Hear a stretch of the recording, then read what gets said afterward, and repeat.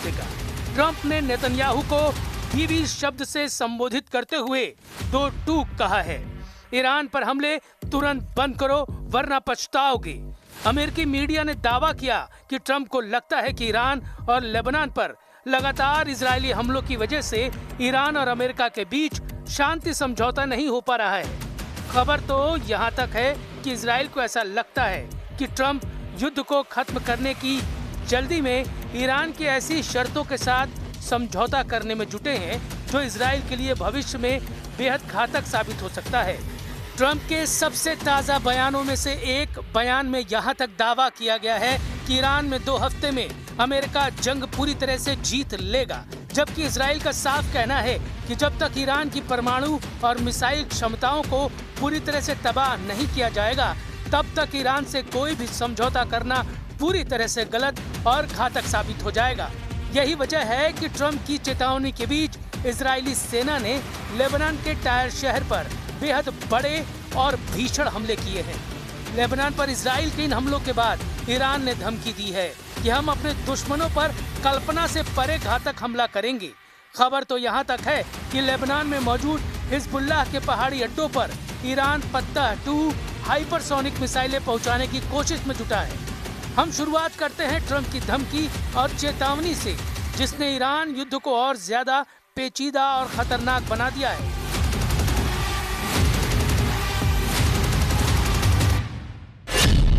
Israel को हमला नहीं करने दूंगा, 2 हफ्ते में ईरान पूर्ण विजय।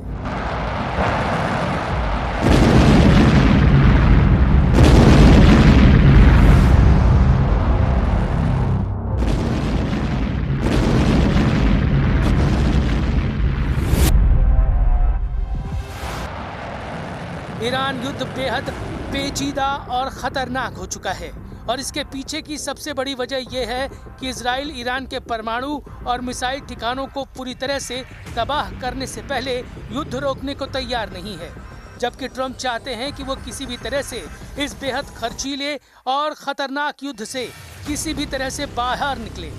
ट्रंप और नेतन्याहू के बीच यही सोच और रणनीति का फर्क अब अमेरिका और इजराइल के बीच भयानक टकराव और तनाव की वजह बनता जा रहा है।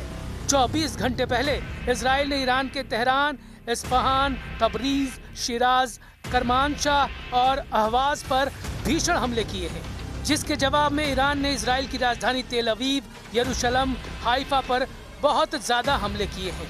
इन खूनी हमलों के बीच ट्रंप ने ईरान की बजाय इजराइल को ही एक तरह से युद्ध का जिम्मेदार मानते हुए नेतन्याहू को धमकाना शुरू कर दिया है। जो ट्रंप नेतन्याहू के हर फैसले पर हाँ में हाँ मिलाते थे, वो ट्रंप अब नेतन्याहू के सभी हमलों के फैसलों को अपने खिलाफ बगावत मानने लगे हैं और यही वजह है कि ट्रंप ने नेतन्याहू के खिलाफ ऐसे तीखे बयान दिए हैं जिसने पूरी दुनिया को शॉक कर दिया है। अमेरिकी राष्ट्रपति डोनाल्ड ट्रंप ने इजरायली प्रधानमंत्री बेंयामिन नेतन्याहू को चेतावनी दी, अगर तनाव बढ़ता रहा तो वो जल्द ही ईरान के मामले में अकेले पड़ सकते हैं। ट्रंप ने ये बात इजराइल के चैनल 12 को दिए एक इंटरव्यू में कही। इसके अलावा अमेरिकी मीडिया एक्सियोस पर भी ट्रंप ने इस तरह से नेतन्याहू के खिलाफ बयान दिया है।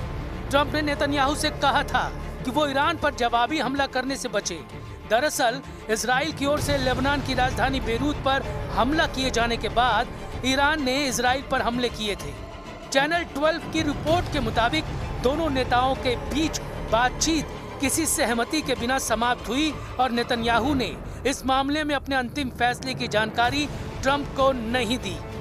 बाद में नेतन्याहू ने अमेरिकी विदेश मंत्री मार्को रूबियो को बताया कि उन्होंने ईरान पर हमला करने का फैसला कर लिया है।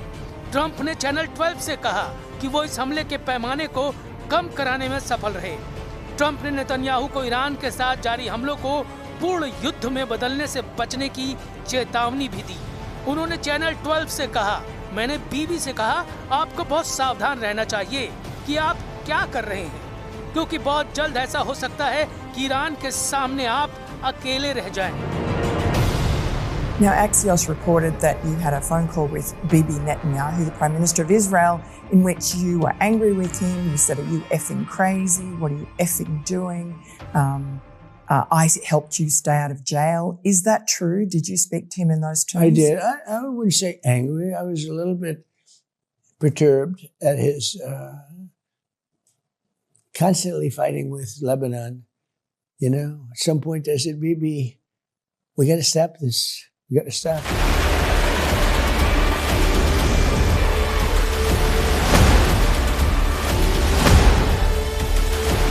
ट्रंप ने इशारा किया कि ईरान के साथ एक संभावित डील तेजी से आगे बढ़ रही है, जिसे इजराइल के ईरान पर ताजा हमलों से घातक नुकसान हो सकता है और ट्रंप का सारा प्लान फेल हो सकता है। ट्रंप ने नेतन्याहू को चेतावनी दी है कि लगातार तनाव बढ़ने से इजराइल को अमेरिका का सपोर्ट नहीं मिल पाएगा। इसके बावजूद नेतन्याहू ने कहा कि ईरानी हमलों का जवाब न देने से इजराइल की स्थिति कमजोर होगी और गलत सिग्नल जाएगा। दोनों नेताओं के बीच कॉल इजराइल की तरफ से पीछे हटने के पक्के वादे के बिना खत्म हुई। इजरायली अधिकारियों ने बाद में अमेरिका को बताया कि वे आगे और हमले करेंगे और किसी दबाव में नहीं झुकेंगे। नेतन्याहू के ताजा बयान से भी पता चलता है कि ट्रंप का दबाव नेतन्याहू पर पूरी तरह से काम नहीं कर रहा है।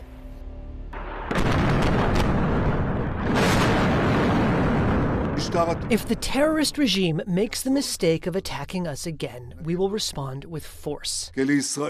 Because Israel has the full right to self-defense, and we exercise it whenever necessary. I say this to you, dear citizens of Israel, just as I say it with appreciation and respect in my good conversations with my friend, President Trump. Lebanon में Hezbollah पर हमले शुरू, Netanyahu को नहीं रोक पाए Trump. अमेरिकी राष्ट्रपति डोनाल्ड ट्रंप की तरफ से सीधी चेतावनी के बावजूद इजराइल ने लेबनान पर हमले शुरू कर दिए हैं। पिछले 48 घंटों यानी 8 और 9 जून 2026 के दौरान इजराइल ने लेबनान में अब तक के सबसे भीषण और आक्रामक हमले किए। इसका पूरा ब्यौरा भी जान लीजिए। इजरायली वायुसेना और जमीनी सेना ने लेबनान के 3 मुख्य क्षेत्रों को अपना निशाना बनाया। टायर पर हमला, दक्षिणी लेबनान के टायर पर जबरदस्त हमला इजरायली सेना ने किया है। 9 जून को इजरायली सेना ने इतिहास में पहली बार पूरे टायर शहर को खाली करने का अल्टीमेटम जारी किया, जिसके बाद वहां भगदड़ मच गई। इसके तुरंत बाद शहर पर भीषण हवाई हमले किए गए, जिसमें रेड क्रॉस सेंटर के पास और रिहायशी इलाकों को निशाना बनाया गया।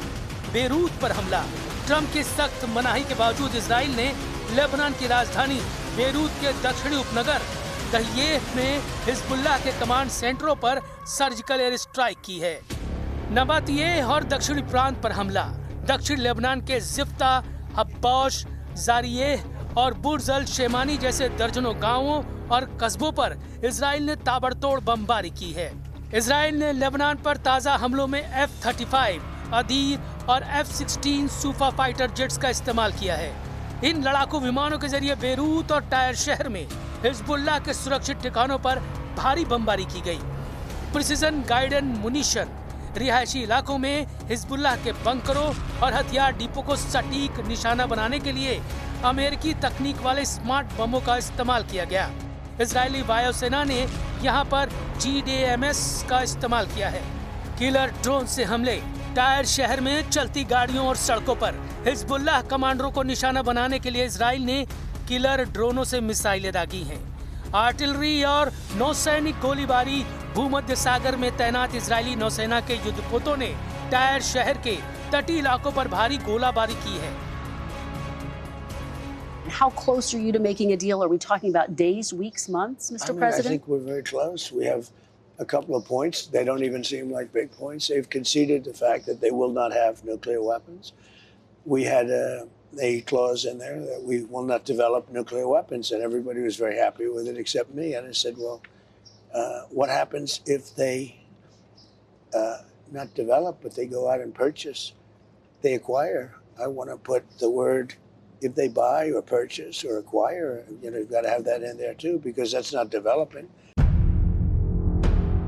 केवल पिछले 24 से 48 घंटों में हुए हमलों में 14 से अधिक लोगों की मौत हो चुकी है, जिसमें जिफ्ता में मारा गया एक सीरियाई बच्चा और एक महिला भी शामिल हैं। टायर में हुए हमले में 4 रेड क्रॉस के पैरामेडिक्स भी घायल हुए हैं। कुल मिलाकर 2 मार्च 2026 से अब तक लेबनान में 3600 से अधिक लोग मारे जा चुके हैं और 11000 से ज्यादा घायल हैं। टायर शहर के ऐतिहासिक प्राचीन इमारतों को बमबारी में भारी नुकसान पहुंचा है। इसके अलावा टायर का मुख्य चिकित्सा केंद्र जबल आमेल अस्पताल और हिराम अस्पताल भी इजरायली हमलों की चपेट में आने से आंशिक रूप से ढह गए हैं, जिससे स्वास्थ्य सेवाएं ठप हो गई हैं। लेबनान की 20% से अधिक आबादी इजरायली हमलों की वजह से पूरी तरह से विस्थापित हो चुकी है।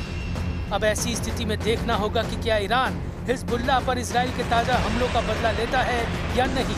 लेकिन इतना तय है कि अगर ईरान ने इजराइल पर हमला किया तो इजराइल ईरान में तूफानी हमले जरूर करेगा। अल्लाहु अकबर,